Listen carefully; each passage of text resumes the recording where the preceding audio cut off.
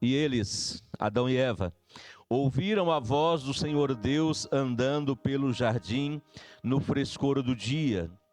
E Adão e a sua mulher se esconderam da presença do Senhor Deus entre as árvores do jardim. Então o Senhor Deus chamou a Adão e lhe disse: Onde estás?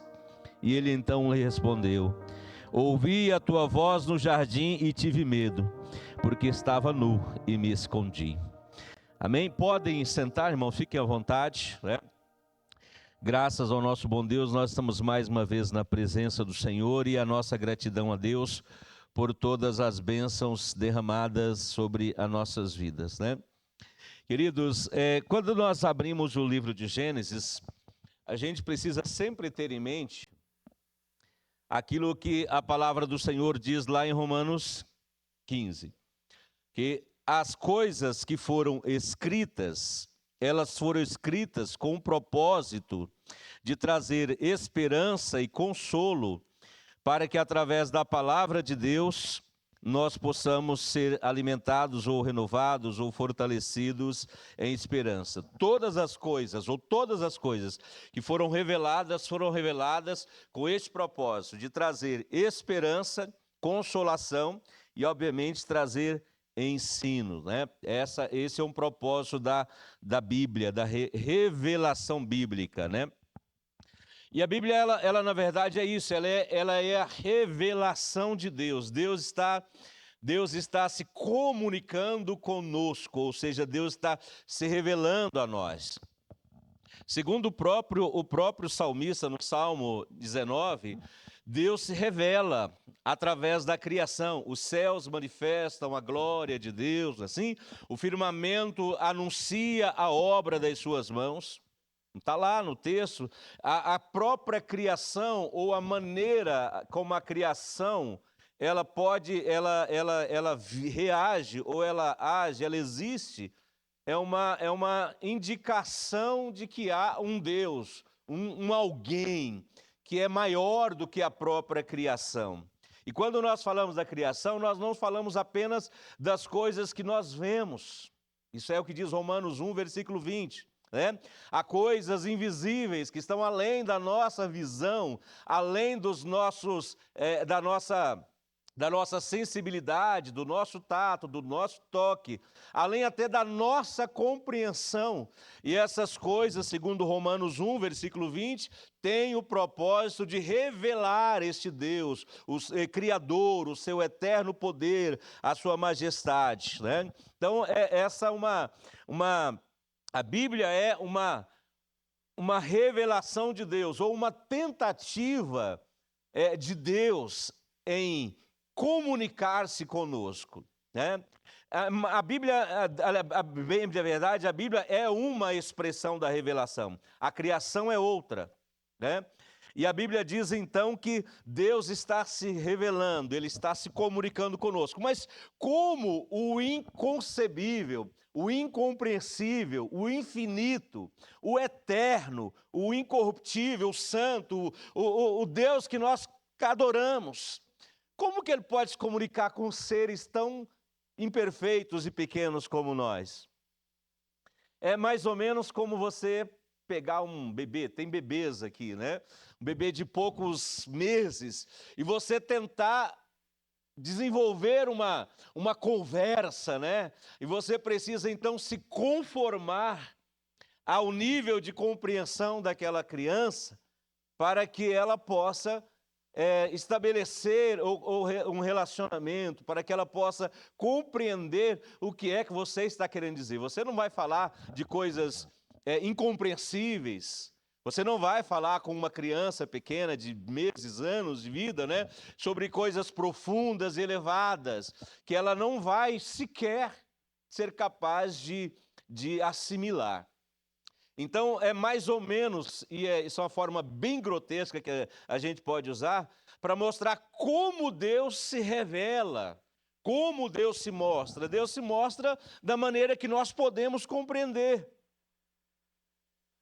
Aliás, nós nem éramos, segundo o livro de Números, né? Nós nem éramos capazes de resistir à sua presença. morreríamos ante a contemplação da sua glória, da sua majestade. Então Deus se revela assim, através da Bíblia, a conta-gotas, né? Mas isso não por causa de sua incapacidade, ao contrário, da nossa incapacidade de sorver a presença, de compreender e assimilar a grandiosidade de um ser infinito, como é o Senhor. E Deus, então, esse é um princípio da conformação, né? Deus se manifesta falando dos seus olhos, Deus se manifesta falando das suas mãos, Deus se manifesta, ora, falando dos seus pés, né? Deus se manifesta, ora, às vezes, falando dos seus ouvidos. Isso é o que a Bíblia diz, nós já ouvimos aqui hoje citações de textos assim: os olhos do Senhor estão sobre os fiéis à terra. Ele olhou, contemplou a terra, não viu um justo. Ver, né? É algo humano, algo dos seres criados. Não necessariamente é um atributo de Deus, a capacidade de ver. Mas ele se revela assim porque nós somos capazes de entender quando ele fala que ele está vendo, né? Ele está ouvindo, ele está enxergando alguma coisa, ou ele está indo em direção de alguma coisa. O braço do Senhor estendido, a mão forte, a destra do Criador. São linguagens, né, que Deus balbucia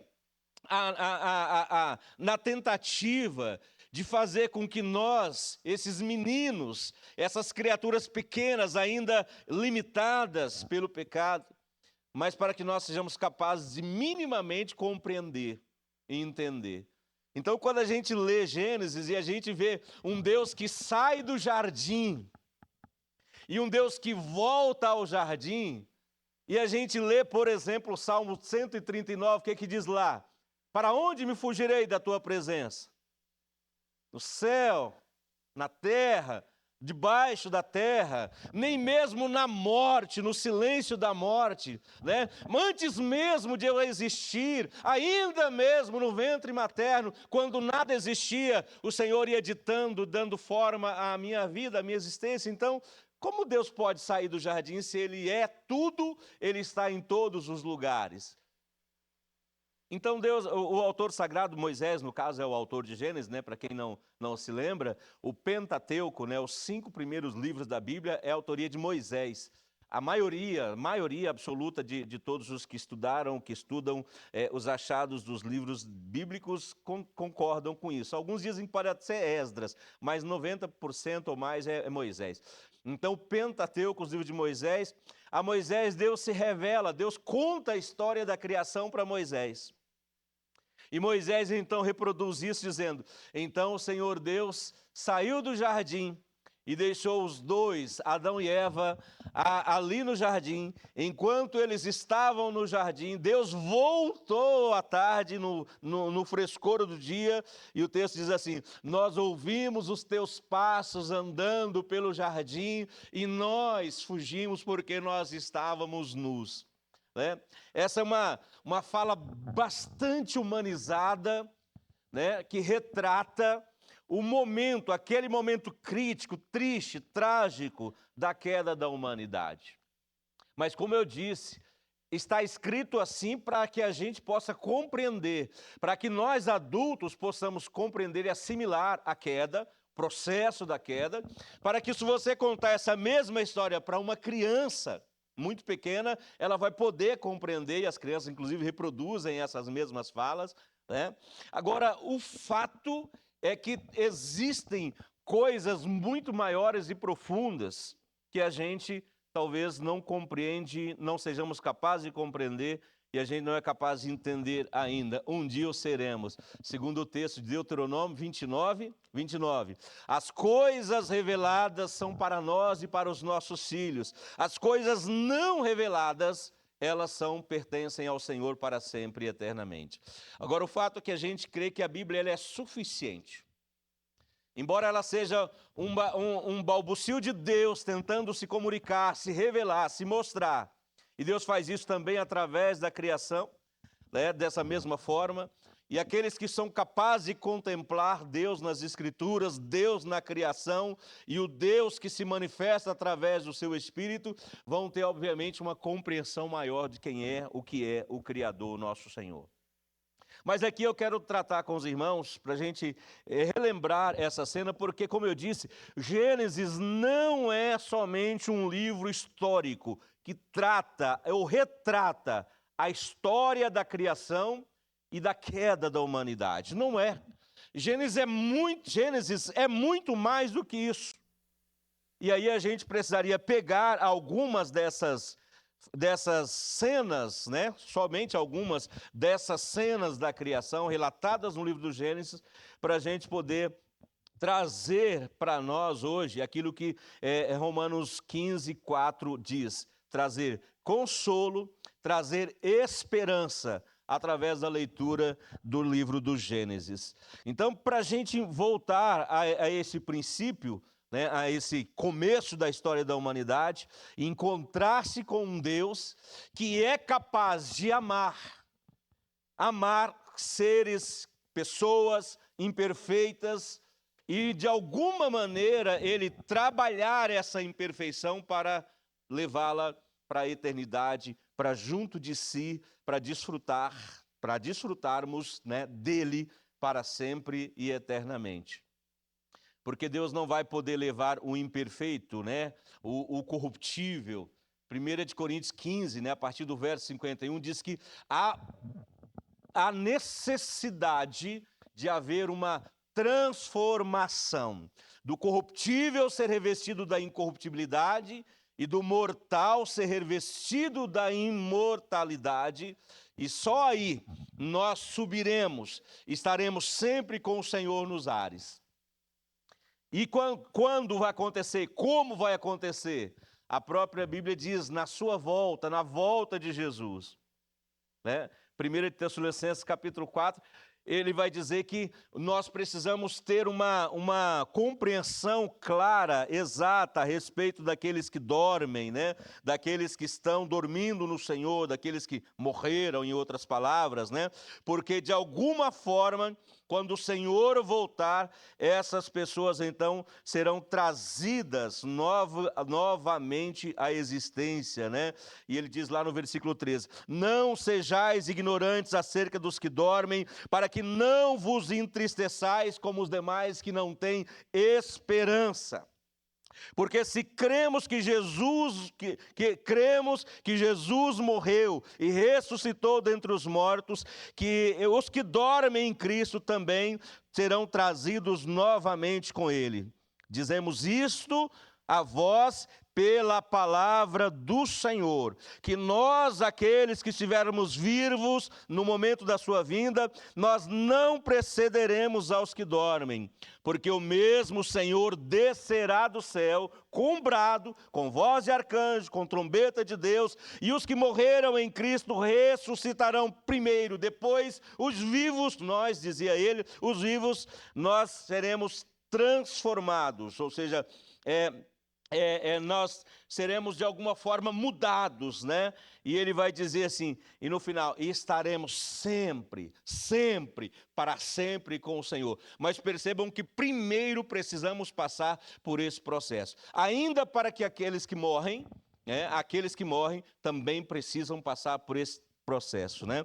E a própria Bíblia, o texto sagrado, diz que vai ser assim, ó, no momento, num piscar de olhos, uma fração de segundo, ou seja, não é nem um segundo, uma fração de segundo, ante a volta de Cristo, os mortos ressuscitarão e os vivos serão, então, transformados. Isso quando? Na volta de Jesus. E enquanto ele não volta, o que a gente precisa fazer? Como a gente precisa agir? Como nós devemos nos comportar? Enquanto ele não vem, enquanto ele não chega, enquanto a trombeta não toca, enquanto os mortos não ressuscitam incorruptíveis, o que nós vamos fazer? Então nós precisamos, né, lembrar das palavras que estão escritas. E o texto diz que para que nós não soframos para aqueles que não têm esperança, quando nós falamos dos que já partiram, morreram, e para aqueles que estão vivos, para que tenhamos consolação e também tenhamos esperança. É importantíssimo, então, a gente ler o Gênesis na perspectiva de um Deus criador, que está se revelando aos seres criados. E, de alguma forma, Gênesis mostra isso de uma maneira interessante, porque, embora eu tenha lido só o final da história da criação, que já é o processo da queda, na verdade, quando a gente lê os capítulos iniciais de Gênesis, nós vamos relembrar que Deus é o autor da criação. Pai, Jesus, o Espírito Santo estão presentes na criação. Veja o que diz o texto. No princípio era o verbo, como disse João, E ele, no princípio, ele criou todas as coisas. A terra estava sem forma e vazia, e o Espírito de Deus pairava sobre a face das águas. Caos. Quando a gente imagina esse momento da criação, ou princípio ou no princípio, a gente imagina assim, o caos. Algo que está sem forma, informe, disforme. Algo que não está ainda acabado por completo, informe.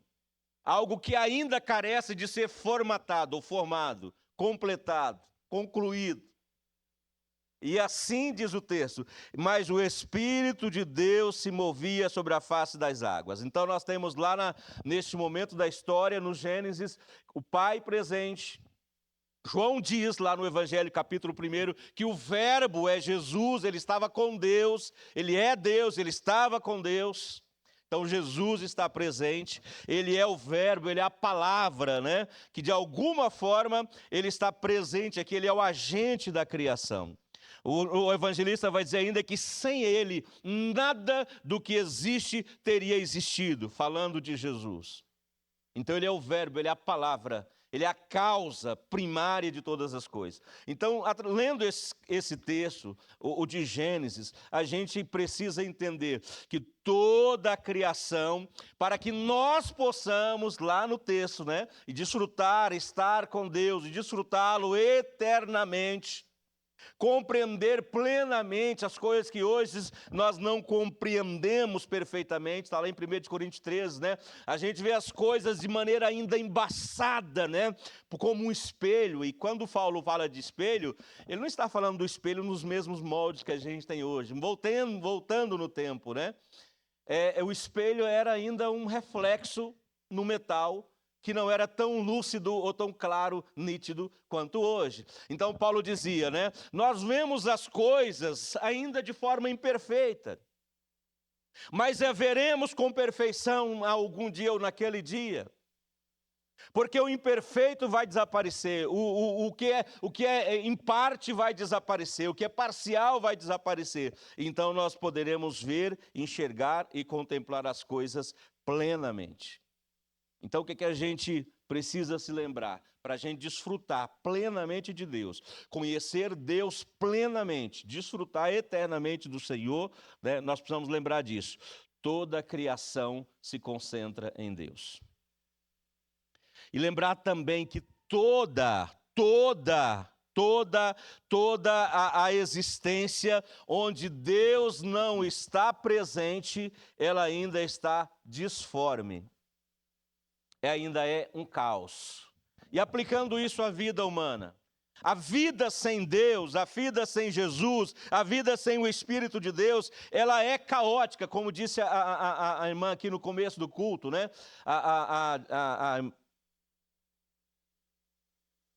nem falando eu lembrei o nome da menina, Paula, eu já não tomei o meu... O que ela dizia? Mesmo nesse mundo imperfeito, mesmo debaixo ou abrigados, a gente ainda sente, o ruído das trevas, das setas que rodeiam, que cercam, que correm na escuridão. Ainda é imperfeito, porque essa vida é imperfeita, este mundo é imperfeito. Então, a vida sem Deus é caótica. A vida sem Deus é disforme. Ela não é o que deveria ser, ela não é o que poderia ser. Mas, ao mesmo tempo, quando nós encontramos aqui, olha, em algum momento no meio do caos, em algum momento no meio da escuridão, ainda no meio da bagunça, da informalidade, né? De repente a gente escuta uma frase. Qual é a frase? Haja luz. Você já parou para pensar, irmãos, a coisa criada lá no começo, mas ainda informe, a escuridão, as águas ainda não separadas, as águas de baixo, as águas de cima, os céus sem estrelas, né? Sem o firmamento, a parte sólida, era tudo uma gelatina, uma geleia só, uma bagunça. E de repente você escuta, haja luz. Na luz, quando a gente ouve esse haja luz, não é a luz do sol, não é a luz da claridade da lua, porque esses elementos ainda não foram criados. É a luz de Deus que reflete sobre aquela coisa que está em caos. Aquela coisa que está bagunçada, tumultuada, feia, desorganizada, suja, né? De repente a gente escuta, haja luz. E as coisas começam então a partir daí tomar um rumo diferente. As coisas se separam, as águas de baixo, as águas de cima, o firmamento brota, o céu começa a ficar pontilhado de estrelas, de repente seres começam a surgir nas águas, seres começam a surgir na terra, de repente, né, as plantas começam a produzir os seus frutos, e aí Deus olha e não é mais um caos. O texto vai dizer que Deus repete várias vezes, está tudo bom, muito bom. Quando eu leio isso, e eu olho para um ser como eu, imperfeito, que as emoções às vezes é um caos, uma bagunça, que os pensamentos às vezes são caóticos, que a saúde física é deteriorada, né? Ou seja, a vida imperfeita, e não dá para descrever a imperfeição, porque a própria imperfeição, né, ela já mostra que não é bom, não é o ideal. Como que a gente pode, na condição que nós estamos, ou do jeito que nós somos, imaginemos ainda pessoas que talvez tenham condições piores ainda, mais degradantes ainda, vivem de forma mais degradadas ainda. Como que essas pessoas poderão um dia estar na presença de Deus, estar diante do Senhor, desfrutando, compreendendo, vendo a Ele como Ele é e entendendo as coisas como elas realmente são? Onde não há mais parcialidades, não há espelhos que refletem mal a existência de Deus. Só pode acontecer uma coisa, através de um milagre. E é a mesma coisa que acontece na vida, nossa vida, na vida humana, como aconteceu lá no Gênesis. A vida da pessoa sem Deus, ela pode estar caótica, ela pode estar bagunçada, ela pode ser repleta de trevas, ela pode estar em desordem total. Mas se o Espírito de Deus começar a pairar ali dentro, né? O Espírito de Deus começar a mover, né, ali dentro, de repente, não demora muito, vai se ouvir um haja luz. E as trevas se dissipam. E se as trevas se dissipam, né? Aí de repente as coisas começam a mudar, aquilo que estava em trevas começam a ficar iluminado, aquilo que era feio começa a ser melhorado e melhorado e melhorado, como diz o texto sagrado, a vereda do justo é como a luz da aurora que vai brilhando, brilhando cada vez mais até chegar a ser um dia perfeito. Mas só através do mover do Espírito de Deus. Se Deus não estivesse presente ali naquele momento, as coisas nem existiriam, né? Mas imaginemos que Ele tenha criado e não estivesse agindo, né? E o Espírito de Deus não estivesse ali naquele momento, Jesus não estivesse como o agente da criação naquele momento. Então as coisas continuariam um verdadeiro caos, uma bagunça, desordem em trevas totais. Mas quando o Espírito de Deus começa a agir, mover-se, né? Então, de repente, nós ouvimos um haja luz e as trevas se dissipam, tudo começa. Quem é que fala sobre isso lá no livro de Coríntios? Segundo livro de Coríntios, capítulo 5, verso 17. O que o apóstolo Paulo vai dizer? Aquele que está em Cristo Jesus, o que acontece com ele? É uma nova criação. O pecado faz isso, ele cria desordem, ele afasta de Deus, ele transforma, né, a ordem em caos, ele dissipa a luz e as trevas dominam, mas aquele que está em Cristo Jesus, né, está lá em Romanos 8, né, não há mais condenação para aqueles que estão em Cristo Jesus, porque eles não andam mais, não vivem mais, não são mais regidos pela carne, mas eles são regidos pelo Espírito de Deus. O Espírito de Deus pairando na vida, mesmo ela estando em caos, haja luz, né? E aí então, aquele que está em Cristo Jesus é transformado então em uma nova pessoa, uma nova criatura, né? Então, se Jesus, o verbo da vida, estiver presente e o Espírito de Deus estiver governando, ou pairando, né, visitando todas as áreas, né, então ele não está inerte nem paralisado, ele está pairando, né, visitando, agindo, né, na vida da pessoa, então esta pessoa passa a ser então uma nova criatura.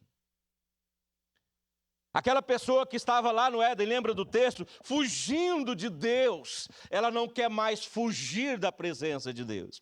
Ela anseia, ela deseja, ela busca a presença de Deus. Como diz o salmista, assim como o cervo, a corça, brama pelas águas, clama pelas águas, o meu ser deseja a presença de Deus. Ele não está mais em inimizade, né, diz o texto, não somos mais inimigos de Deus, porque agora nós estamos em Cristo Jesus. E nós somos então uma nova criação, uma nova criatura. Se Deus, irmãos, pensem nisso, se Deus trouxe do nada, né, e é isso que o autor sagrado vai dizer, pela fé, né, está lá em Hebreus, pela fé nós cremos que as coisas que existem, né, elas surgiram do nada. Elas surgiram do nada. Não havia nada, né? Nada, excetuando Deus, é claro, né? Além dele, da sua presença, né, nós não podemos conceber o que existia, porque não há nada. A gente pode falar, mas sem Deus só existia o universo. Não, não existia universo. O universo é criação de Deus. Não existia nada. Só existia Ele. Ele é eterno. Ele sempre foi. Ele sempre será. Ele é o agente da criação. Então, imagine, nem o universo existia. Se ele do nada exclui-se o universo. Qualquer tipo de matéria que você possa pensar, sólida, líquida ou gasosa, nada, absolutamente nada, nem os raios de luz, era só trevas. E aí, de repente, ele é o agente da criação. Então, se esse Deus que é capaz de, do nada, fazer todas as coisas que nós podemos ver e compreender, e segundo o texto de Romanos 1, versículo 20, né, até coisas que nós não somos capazes de ver e nós não somos capazes de compreender. Se essas coisas vieram à existência mediante a palavra de Deus, o que é impossível para ele? Nada. Então, em Gênesis, nós não temos só uma revelação de um Deus que está se comunicando com Adão e Eva, com o homem, lidando com o drama do pecado, da queda, do afastamento, da fuga. Tem muito mais do que isso nas entrelinhas, no pano de fundo, que a nossa mente sequer é capaz de compreender. Então, por isso, Hebreus 1:20, as coisas são reveladas, o seu eterno poder, as coisas visíveis, as coisas não visíveis, as coisas invisíveis, todas elas estão aí, elas podem ser compreendidas. Elas trazem, né? Elas trazem consigo a intenção de revelar a divindade de Deus, o poder desse Deus criador. Então, toda a criação começa em Deus. E a gente precisa se lembrar disso, irmãos, quando a gente sair daqui e estiver lá em fora e encontrar pessoas que estão vivendo um verdadeiro caos na vida, na saúde, na família, na fé, né? Talvez pessoas sejam subjugadas às drogas, aos vícios, e a gente precisa se lembrar disso. Deus, que o teu Espírito paire dentro deste coração e a palavra poderosa, haja luz, possa existir. Para que as trevas se dissipem, para que o caos se suma, né, desapareça, e a ordem comece a surgir nessa vida, neste coração, e essa pessoa possa um dia chegar ao privilégio de desfrutar o Senhor plenamente, como é o grande propósito do Senhor. Então, amados, toda a criação começa em Deus, a gente precisa se lembrar disso. Desde o primeiro tijolo dessa construção tem que ter o seu propósito em Deus. Não pode ter propósitos secundários. O nosso primeiro pensamento no dia deve ser pensando em Deus. Deus é a base, Deus é a causa, né, de nós termos um dia, termos tido uma noite, de nós estarmos respirando, de nós existirmos. Então, não podemos traí-lo e delegar o nosso primeiro pensamento, né? Nossa primeira motivação para fazer qualquer coisa deve ser Deus. Empreender um projeto, qualquer ele que seja, o primeiro propósito no casamento deve ser Deus. O primeiro propósito deve ser Deus, revelar Deus, mostrar Deus. Depois você vai ser feliz, depois você vai ser abençoado ou abençoada, você vai ter filhos, depois você vai fazer tudo, né? Mas primeiro Deus deve ser o primeiro pensamento, porque toda a criação deve estar centrada, baseada, Deus deve ser a causa principal. Uma outra coisa que a gente percebe no livro de Gênesis, irmãos, na leitura de Gênesis, é essa coisa maravilhosa que diz o texto assim: e o Senhor Deus plantou um jardim e colocou o homem para viver neste jardim, né? Lá no capítulo 2, versículo 15, né? Então o Senhor Deus tomou o homem e o colocou num jardim para cultivá-lo e guardá-lo. Esse Deus perfeito que do nada faz as coisas que não existem existir, que das trevas, né, a ordem de haja luz, dissipa as trevas e as coisas começam. Não poderia ter feito um jardim, né, perfeito também, que não precisasse ser guardado e que não precisasse ser cultivado? Poderia. Então, a primeira coisa é que a gente precisa se lembrar, e Gênesis nos ensina isso, irmãos. Todos nós recebemos um jardim para lavrar, guardar, ou para cultivar e para guardar. Seja uma vocação, que é a coisa mais natural, né, que nós temos, uma vocação, uma habilidade natural, que a gente imagina que isso não é nada, nasceu. Não, eu simplesmente nasci com essa habilidade de tocar. Eu vejo esses meninos tocando e fico imaginando, gente, como tocam facilmente, né? Eu já tentei trocar esse trem. É muita tecla branca e tecla preta, e não dá para tocar esse trem. Aí você vai para a teoria, então, você vai lá, olha uma partitura, é só traços, bolas e sei lá o que negócio lá, né? Então você fala assim, gente, isso é dom. Isso não é para qualquer pessoa. Eu acho que a maioria de nós aqui, a absoluta maioria de nós, não consegue compreender isso, não é assim? Não consegue visualizar algo lógico, né, naquilo que eles olham e sentem tanta facilidade. Eu acho que para alguns olham assim, mas é natural. Nasci com essa habilidade. Então aí você fala assim, mas isso não é nada. Isso é o seu jardim que Deus te deu, que você precisa lavrar, que você precisa cultivar, né? E como diz o texto sagrado, um dia todos nós compareceremos ante o tribunal de Cristo para recebermos diante dele aquilo que fizermos por meio do corpo, quer seja o bem, quer seja o mal. Jesus ilustra isso nas parábolas dos talentos. Alguém recebeu um talento e falou: Senhor, eu tive medo, porque era precioso. O Senhor é um juiz, é um patrão severo. Eu enterrei esse talento, agora estou aqui para devolvê-lo. Não. Cultivar traz a ideia de multiplicar. Quando você pega uma planta e você a cultiva, é natural, é esperado, pressuposto, que esse cultivo resultem em multiplicações. Mínimas que sejam, né? Mínimas que sejam. Deus poderia ter criado um jardim perfeito que não precisasse ser cuidado, cultivado ou guardado. Mas Ele compartilhou conosco. Adão e Eva era aquele jardim ali, mas o jardim tem muitas implicações, né? E a gente poderia passar o dia inteiro falando das implicações que eles teriam por estarem dentro do jardim.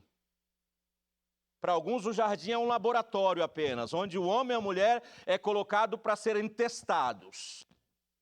É colocados ali e Deus então se ausenta e fica de longe olhando só para ver o que eles vão fazer, de certo ou de errado. Porque a gente começa a olhar essa coisa da criação e é inevitável que a gente faça a pergunta. Né? Então pode ser uma família, né? O seu jardim que você deva cultivar ou lavrar, né? E guardar. Pode ser o teu trabalho, a tua empresa, a tua vocação, que é a coisa que a gente acha que às vezes é natural, não, eu desenvolvi isso sozinho, ou eu fui para uma escola, estudei anos a fio e hoje eu estou aqui. Não, isso é a tua vocação. Ninguém consegue agir na contramão daquilo que você gosta, que você tem afinidades. E a afinidade é o que te leva a executar coisas que você gosta, que te dão prazer, contentamento e alegria. Chamamos isso de vocação. Então todos nós recebemos um jardim de Deus para lavrar. Para lavrar, entendamos a ideia do cultivo, né?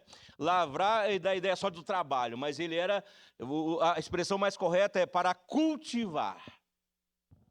Cultivar pressupõe a multiplicação, não somente a manutenção, né? Então é preciso que a gente faça essa reflexão. Onde ou o que é o meu jardim que Deus me deu para guardar, ou seja, preciso valorizar, preciso amar, eu preciso cuidar e eu preciso multiplicar. Então, como eu disse, pode ser o trabalho, pode ser a família, pode ser um empreendimento que você tem responsabilidade sobre ele, né? Pode ser o dom natural ou o dom adquirido que você tenha. Qualquer uma dessas coisas, né? Precisamos lembrar, todos nós recebemos um jardim de Deus para cuidar. E nesse cuidado, né? Às vezes você olha o seu jardim que você tem que cuidar e você fala: não, eu estou ganhando o meu pão, só estou aqui porque eu preciso trabalhar. Tem gente que é assim, mas para nós cristãos não é assim somente. Sabe, irmãos, quando nós trabalhamos, quando nós desempenhamos alguma coisa, lembra aquele princípio, 1 Coríntios 10, assim, olha, quer comais, quer bebais, ou façais qualquer outra coisa, você deve fazer como? Por quê? E para quê? Para a glória de Deus. E aí você pergunta: mas como eu posso glorificar a Deus nesse negócio que eu estou fazendo? Talvez não né, mas no negócio em si, ou na coisa em si, chamado negócio é coisa de mineiro, né? Na coisa que você está fazendo em si, no objeto em si, mas na maneira como você está fazendo aquilo que você está fazendo. Deus pode ser glorificado. Se puderem projetar Colossenses 3,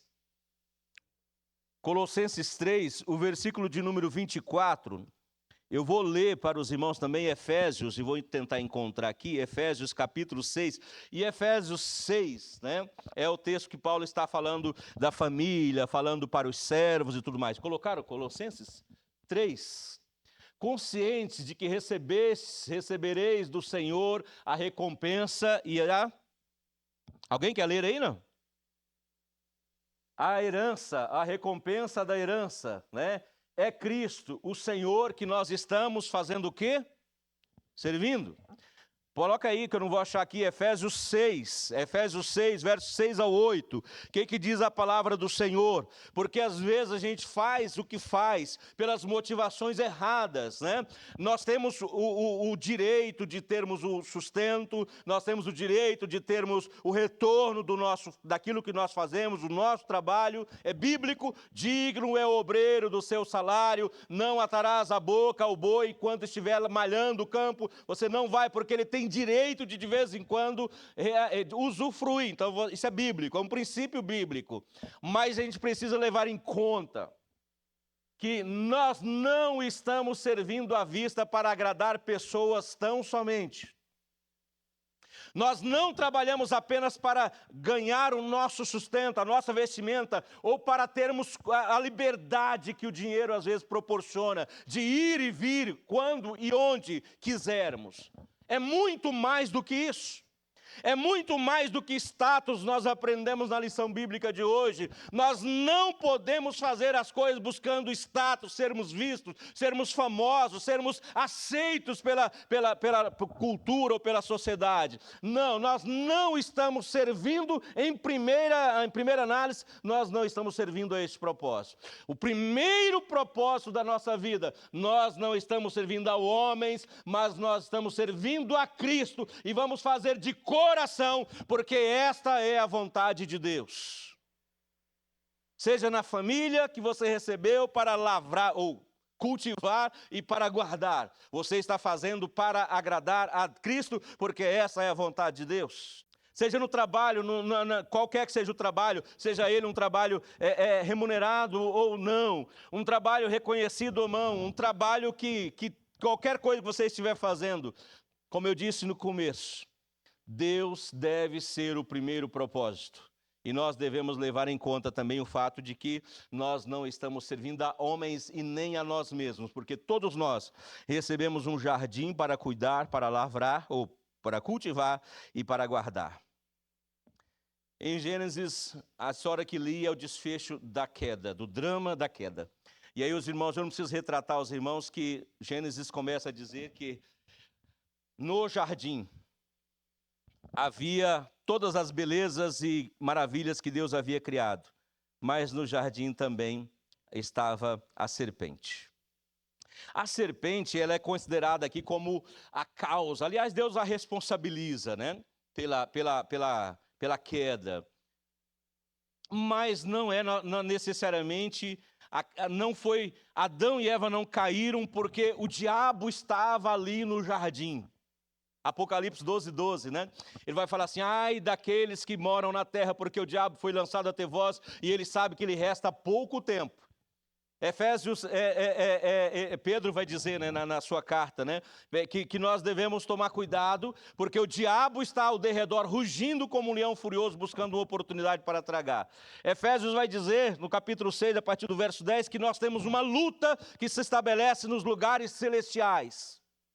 Uma luta que não é contra a carne, não é contra sangue, mas contra poderes, contra potestades. Então a gente sabe disso. Mas Adão e Eva não caíram por causa disso, irmãos, não caíram. A prova clara disso é Jesus. Jesus está lá no capítulo 4 de Mateus, lá no deserto. Adão e Eva estão no paraíso, no jardim. Jesus está no deserto, não come há 40 dias, 40 noites, fragilizado, fisicamente fragilizado. Mas ainda assim, ele não cai. Por quê? O que nos faz cair não é aquilo que está fora, o diabo está fora. Ainda que ele pudesse andar, transitar pelo jardim, porque aparentemente é o que se percebe, né? A causa da queda não é, em primeira instância, o diabo. E nem é aquele fruto desejável, aparentemente lindo, maravilhoso, perfumado, que Eva colocou nas suas mãos e ela desejou comer porque estava faminta. Não. Não é o fruto, não é o próprio diabo a causa primária da queda. A causa primária da queda não é aquilo que está fora de nós, mas aquilo que está dentro de nós. Porque na sua astúcia, né, o diabo começa a colocar uma pinça e tirar para fora a Eva aquilo que ela já estava dentro dela, que era o desejo de ser igual a Deus e viver para sempre. E ele vai dizer para ela: você não vai morrer, não morre, menina, não morre, menino. Olha, meu jovem, está aqui ó, um cigarro, né? É a primeira. Você não vai morrer se der uma tragada, né? Olha aqui o entorpecente, né? Para não falar o nome de qualquer que seja, né? Mas é só hoje, você não precisa dar continuidade. Amanhã você vai à tua vida, ninguém vai ficar sabendo, tua igreja não vai saber, tua família não vai saber, e Deus não está nem aí para isso. Você não vai morrer. É só hoje. Venha, vamos beber, vamos festejar, vamos nos lugares onde não deveríamos ir, porque isso não mata ninguém. Mas é como eu disse, não foi o fruto, nem foi o próprio diabo. A causa, né? Isso é uma informação que nós temos na Bíblia, né? Que a causa da queda, ela está, né, dentro de nós, e o problema é que o Satanás, o coisa ruim, o pé redondo, né? O fedorento, ele sabe exatamente como extrair de dentro de nós as coisas piores. E ele foi na Eva então e falou: Eva, não é bem assim. É que Deus sabe que no dia que você comer, os seus olhos vão se abrir, né? Aquela brisa boa, né? Uma vez eu fui na faculdade levar a Fernanda para fazer uma prova, né? E eu fiquei aguardando e alguns alunos não, estudantes, né? Jovens, eles saíram. E ficaram, eu deitado no carro ali, esperando na sombra, e eles ficaram à sombra da árvore, comentando entre eles, e eu, inevitavelmente, comecei a ouvir. E um falava assim: cara, eu vou fazer a minha faculdade lá na faculdade e tal, não vou nem falar o nome, né?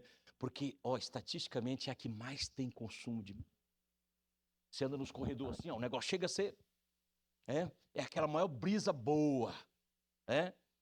É assim que começa, irmãos, numa conversa de amigos, debaixo de uma árvore, e aí o diabo tira, né, a sua sacada, e Tiago então nos explica a razão da queda, e no capítulo 1, e Tiago então sabiamente, ele explica, né, o processo da queda, né, capítulo 1, versículo 15, né, 14, ele vai dizer assim, olha: mas cada homem é tentado quando é atraído e seduzido pelo diabo. É isso que está escrito? Pelo fruto proibido, cheiroso, perfumado, desejável. É o fruto que é a causa? É o diabo que é a causa? Não. Ele é seduzido e ele é atraído pela sua própria natureza pecaminosa, a sua própria concupiscência, o seu próprio desejo mau, que não foi o diabo que pôs, ele está lá por alguma razão, está lá. O diabo só vai manipulá-lo, usá-lo, né, a favor da sua causa, do seu projeto de destruição, porque ele só veio para matar, para roubar e para destruir. Por isso a nossa luta não é contra necessariamente o nosso maior inimigo, não é, embora ele seja um inimigo. O diabo, o mundo, talvez o nosso pior inimigo seja aquele que vai para a cama conosco, né? Aquele que está conosco nos nossos momentos de solitude, que é o que você pode considerar como eu mesmo, né? E a gente precisa então, esse é o terreno. Às vezes a gente cuida do jardim, mas a gente não cuida do interior, da alma, do coração, e envenena, o diabo joga setas, ele joga laços, ele joga iscas, né? E a gente precisa tomar cuidado, porque cada um é tentado quando é enganado, iludido ou atraído pelas suas próprias concupiscências. Depois é uma consequência ou uma sucessão de coisas que vão acontecer, né? Depois de havendo a concupiscência ou um mau desejo concebido, ele gera o quê? Ele gera o pecado. Mas o pecado ainda não foi consumado. Então, quando a Eva vai lá e coloca aquele dentão dela, que devia ser uma dentição bem bonita e saudável, né? Original, criado lá na mão de Deus, ela colocou no fruto e mordeu, aquilo ela consumou. Mas, passou pelo desejo mau, passou pelo desejo de querer ser igual a Deus, viver eternamente, conhecer todas as coisas. ela viu que o fruto era desejável, tudo isso é coisa interna, né? Aparente, bonito, belo, né? Desejável é algo, desejo mal, é o que está dizendo o texto, né? E aí depois, então, o próximo passo ele vai dizer, ele gera o pecado, uma vez consumado, ele gera o quê? A morte. Então esse é o problema, irmãos, e Gênesis mostra para nós que Deus poderia, aquele Deus que chegou, e aí eu tenho uma dificuldade imensa para pensar nesse Deus que chegou no jardim, né? Porque ele está em todos os lugares, no céu, na terra, debaixo do céu, ele está em todos os lugares o tempo todo, não dá para fugir da sua presença, mas quando ele chegou no jardim, ele perguntou a Adão, onde você está? Esse talvez seja o maior, uma das maiores expressões de amor e graça que o Gênesis ou o Antigo Testamento traz para nós. A história da humanidade, a nossa história, a tua história, a minha história poderia ter terminado ali. No dia que você comer, você vai o quê? E ele pergunta para Adão, Adão, onde você está? Senhor, eu estou nu e escondido, porque eu ouvi a tua aproximação e fugi. É inevitável, né? O pecado não suporta a presença do Deus Santo, do Deus Todo-Poderoso. E Gênesis não é só um livro histórico, um livro que retrata como as coisas surgiram, mas ele é um livro que nos dá esperança. Se o Espírito de Deus estiver pairando na nossa vida, ela pode estar o caos que for, vai haver luz. O caos vai ser transformado e você pode então ver em breve, né, as mudanças significativas mudando o cenário e as coisas acontecendo da maneira como Deus planejou. Então, quando eu olho para esse Deus do Gênesis, o Deus que cria, o Deus que não pune, o Deus que não castiga, o Deus que não executa a pena, mas um Deus de graça e bondade, eu olho e não há outra coisa a fazer senão aquilo que eu já disse para os irmãos.